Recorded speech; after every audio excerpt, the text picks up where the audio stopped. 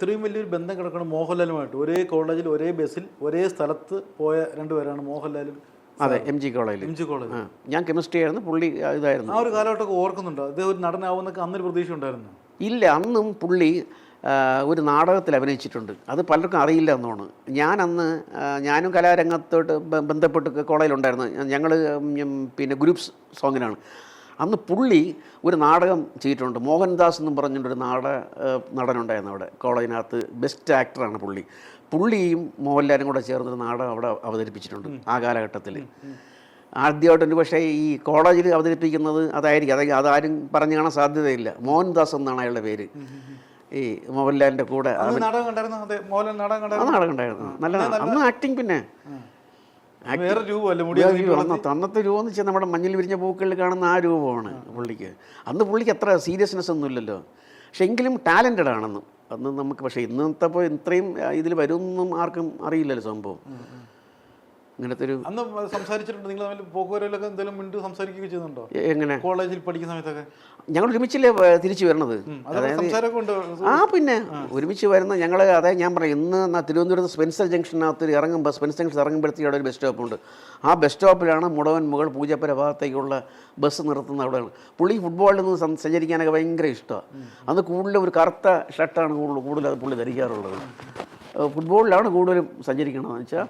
അന്ന് ഭയങ്കര രസമാണ് പുള്ളി. അത്രയും വലിയ ബന്ധമുണ്ടായിട്ട് മോഹൻലാൽ വിചാരിച്ചാൽ ഒരു വലിയ ഡേറ്റ് തന്നിടായിരുന്നു. അല്ല, അങ്ങനെ നമുക്ക് പറയാൻ പറ്റില്ല. കാരണം വെച്ചാൽ ചിലപ്പം നടക്കുമായിരിക്കാം. എപ്പോഴെങ്കിലും ചിന്തിച്ചിട്ടുണ്ടോ മോഹൻലാൽ പോയി കാണണമെന്നുണ്ട്? പക്ഷേ അങ്ങനത്തെ ഒരു സബ്ജക്റ്റുമായിട്ട് പോകാൻ പറ്റുമോ? ഈ നടനായ ശേഷം പോയി കണ്ടിട്ടുണ്ടോ? ഇല്ല. നടന്ന ശേഷം കണ്ടു. ഒരു പ്രാവശ്യം ഞാൻ കണ്ട നമ്മുടെ ഡോക്ടർ ജനാർദ്ദൻ്റെ മഹാസമുദ്രം എന്നുള്ള സിനിമ നടക്കുന്ന അവിടെ ട്രിവാൻഡ്രത്ത് വെച്ചായിരുന്നു. എൻ്റെ ലൊക്കേഷൻ ഇവിടെ വെച്ചായിരുന്നു. അവിടെ വെച്ച് ഞാൻ കണ്ടപ്പോൾ ചിരിച്ചു. ഞാൻ അടുത്ത് നിന്നിട്ട് എന്നെ ഓർമ്മയുണ്ട് നമ്മുടെ പഴയ സ്പെൻസർ ജംഗ്ഷൻ. അപ്പോൾ അതൊക്കെ പുള്ളി ഓർമ്മയുണ്ട്. പക്ഷെ ആ ഒരു ബന്ധം വെച്ചുകൊണ്ട് ഞാൻ പോയിട്ടൊന്നുമില്ല. ഇതുവരെയും അറിയാം. പക്ഷെ അവിടെ എത്തുക എന്നുള്ളത് ഭയങ്കര പാടാണ്. കാരണം മോഹൻലാലിലേക്ക് ഇനി എത്താൻ വലിയ പാടല്ലേ? ചിലപ്പോൾ പറ്റുമായിരിക്കും. കാരണം ഇപ്പോൾ നല്ലൊരു സബ്ജക്റ്റ് ഉണ്ടെന്നുണ്ടെങ്കിൽ തീർച്ചയായിട്ടും നമുക്ക്. നിങ്ങൾ കളിക്കൂട്ടാറല്ലേ സ്വഭാവമായിട്ട്? പിന്നെ അങ്ങനെ ഇല്ല. അങ്ങനെയൊന്നും നമ്മുടെ അത് പാടാണ്. കാരണം സിനിമയ്ക്കകത്തൊരു ഈ വലിയ സൂപ്പർ സ്റ്റാറിൻ്റെ അവരുടെ മൊത്തത്തിലെ ഡേറ്റൊക്കെ നോക്കുന്നത് പിന്നെ അവരല്ല. ശരിക്കും പറഞ്ഞാൽ അവരുടെ 2-3 താഴെ ആൾക്കാരുണ്ട്. അവരെയൊക്കെ കടന്നു പോകാമെന്ന് പറഞ്ഞാൽ ഭയങ്കര ബുദ്ധിമുട്ടാണ്. അത് ഒരുപക്ഷെ നിങ്ങൾക്ക് പറഞ്ഞാൽ മനസ്സിലാവുമായിരിക്കും. കാരണം ഭയങ്കര പാടാണ് പോകാനായിട്ട്. സ്ട്രെയിറ്റ് ആണെങ്കിൽ എത്താൻ പറ്റത്തില്ല അവിടെ. അതാണ് എൻ്റെ കാര്യം. പക്ഷേ കളിക്കൂട്ടരും വളർന്ന് ആകാശത്തോളം ഉയരുന്ന കാഴ്ച ഇങ്ങനെ കണ്ടോണ്ടിരിക്കും. അത് കണ്ട നല്ലതാണ്, സന്തോഷമുള്ള കാര്യമല്ലേ? സന്തോഷമുള്ള കാര്യമാണല്ലോ അതൊക്കെ. ഇപ്പോൾ നമ്മുടെ കൂടെ വർക്ക് ചെയ്ത ആൾക്കാരും ഒരുപാട് ഡയറക്ടേഴ്സ് വന്നിട്ടുണ്ട്. ഇവരൊക്കെ നല്ല രീതിയിൽ വരണുണ്ട്. അതൊക്കെ കാണുമ്പോൾ സന്തോഷമാണ്. അല്ല, അങ്ങനെ ഒരു എന്താണ് മോഹൻലാലിലേക്ക് അടുക്കാനൊരു തടസ്സം എന്താണുള്ളത്? പേടിയല്ല, പക്ഷെ നമ്മൾ അറിയാൻ പറ്റില്ല. അന്നത്തെ ആദ്യം നിന്ന് വന്നിരുമ്പോൾ ഇത്രയും വളർന്ന ഒരാൾ എങ്ങനെയാണ് നമ്മുടെ ആറ്റിറ്റ്യൂഡ് എന്താണെന്ന് നമുക്ക് അറിയാൻ പറ്റില്ലല്ലോ. പക്ഷെ മോഹൻലാൽ പടത്തിൽ വർക്ക് ചെയ്തിട്ടുണ്ടല്ലോ, ജീവൻ്റെ ജീവൻ. പക്ഷെ അതൊന്നൊക്കെ നമ്മൾ വർക്ക് ചെയ്തിട്ടുണ്ടെങ്കിൽ നമ്മൾ അത്ര അടുത്ത് പഴകിയിട്ടില്ലല്ലോ. അന്ന് നിങ്ങൾ തമ്മിൽ സുഹൃബന്ധം പുള്ളിക്ക് അറിയാമോ? ആ പടത്തിൽ ഉണ്ടെന്ന് അവിടെ എത്രയും അസിസ്റ്റൻറ്റ് ഡയറക്ടേഴ്സ് വരുന്നുണ്ട്. അന്നത്തെ കാലഘട്ടം ഒരുപാട് അസിസ്റ്റൻറ്റ് ഡയറക്ടർ വർക്ക് ചെയ്യാനായിട്ട് ഒരുപാട് ഉണ്ടാവും. 10-12 പേരാണ്. ആരുടെ പേര് പോലും ആൾക്കും അറിയത്തില്ല. ഇന്നങ്ങനെയല്ലോ. ഇന്നിപ്പം എല്ലാം. കാരണം നമ്മൾ ഫെഫ്കയിൽ നമ്മുടെ ഇതുള്ള ആൾക്കാർക്ക് മാത്രമേ വർക്ക് ചെയ്യാൻ പറ്റുള്ളൂ. അപ്പോൾ ആരാണ് വർക്ക് ചെയ്യുന്നത്, എത്രയായാലും മിക്കവാറും പേര് വരെ എല്ലാം അറിയാൻ പറ്റും അവർക്ക്. മുമ്പ് അങ്ങനെ അസോസിയേഷനൊന്നുമില്ല.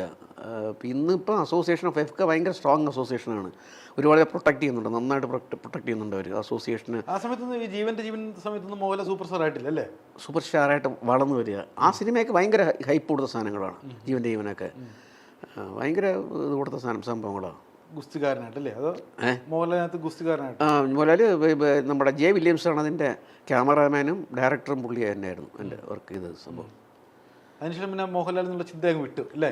പിന്നെ നമുക്കൊരു അല്ല, ഇടയ്ക്ക് ആ ഗ്യാപ്പ് വന്നതാണ് പ്രശ്നം പറ്റുക. സിനിമ വിട്ട് ഞാൻ കുറേ സീരിയലിലോട്ട് മാറി. ഏഷ്യാനെറ്റിന് വേണ്ടിയിട്ടും സൂര്യയ്ക്ക് വേണ്ടിയിട്ടും കുറേ സീരിയൽ ചെയ്തു. ആ ഗ്യാപ്പാണ് നമുക്ക് വളരെ ബാധിച്ചത്. ഒരിക്കലും സിനിമ ചെയ്യുന്നവരൊരിക്കലും സീരിയലിലേക്ക് പോകരുത് അല്ലേ? ഒരിക്കലും പോകാൻ പാടില്ല. പോയി കഴിഞ്ഞാൽ ഭയങ്കര പാട്. തിരിച്ചു വരാൻ റീ എൻട്രി കിട്ടാനായിട്ട് ഭയങ്കര പാടാണ്. പക്ഷെ ഇന്ന് നമ്മുടെ അന്നത്തെ കാലത്തെ അപേക്ഷിച്ച് ഇന്നത്തെ ഒരുപാട് വ്യത്യാസം എന്ന് വെച്ചാൽ ഡയറക്റ്റായിട്ട് ഒരാൾക്ക് എൻട്രി ചെയ്യാം, അസിസ്റ്റൻറ്റ് ഡയറക്റ്റായിട്ട് പോകണമെന്നില്ല.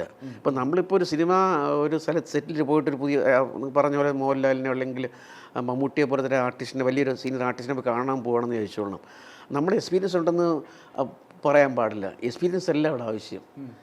ഇപ്പം പുതിയ പയ്യന്മാരാണ്, അവരുടെ പുതിയ കഥകൾ, അവർക്ക് പുതിയ ചിന്തകൾ, അവരുടെ എല്ലാം പുതിയ ആൾക്കാരാണ്. പയ്യന്മാർക്ക് നമ്മളെക്കാൾ ഭയങ്കര ഐഡിയ ആണ്. കാരണം പഴയ ആ രീതിയെ മാറി, പുതിയ സിനിമയുടെ രീതി ഡിജിറ്റൽ വന്നതോടുകൂടിയ ഡിജിറ്റലിൻ്റെ ഫോർമാറ്റേ മാറി. നമ്മൾ ചെയ്ത പഴയ ആ ഒരു സിസ്റ്റമേ അല്ല, സിനിമയുടെ സിസ്റ്റം കംപ്ലീറ്റ് മാറിക്കഴിഞ്ഞു. ഡിജിറ്റലായി കഴിഞ്ഞ ശേഷം സിനിമയ്ക്കുള്ള ഷോർട്ട് വൈസിലും എല്ലാത്തിലും മാറി. പയ്യന്മാരുടെ രീതി എന്ന് വെച്ചാൽ അവരുടെ രീതി ഒരു പ്രത്യേക രീതിയിലാണ്. ആ കഥ പറച്ചിൽ ഒരു പ്രത്യേക രീതിയിലാണ് കഥ പറഞ്ഞു പോകുന്നത്.